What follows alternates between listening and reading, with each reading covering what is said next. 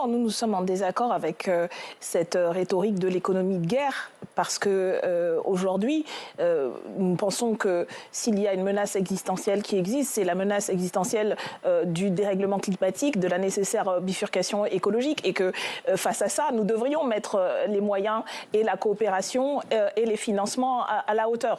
Et aujourd'hui, y compris une discussion sur l'économie de guerre, et ça sert, comme effectivement l'a dit le ministre de l'économie, à justifier, y compris d'autant plus d'austérité. On va nous expliquer, c'est l'économie de guerre, et donc vous allez devoir accepter, comme c'est le cas dans certains pays du Nord où c'est annoncé, de travailler jusqu'à 70 ans, parce que vous comprenez, c'est l'économie de guerre. Vous devriez accepter toujours moins de financement pour l'éducation, etc. Ce sont des choix politiques souverains qui ne peuvent être laissés à la décision de Mme von der Leyen, qui fait des annonces, mais bien au-delà de ce que sont ses prérogatives, je le rappelle. Et puis, c'est un choix de société.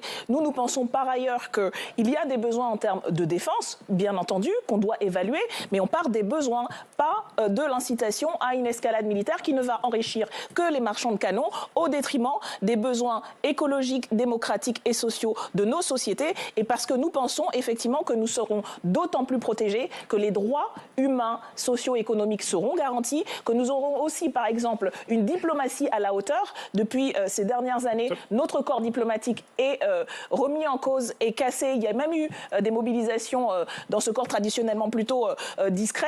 Et c'est ce genre d'armes diplomatiques dont nous avons besoin. Et pas de simplement offrir des marchés à toutes les industries militaires. Thomas Gassillou, rapidement.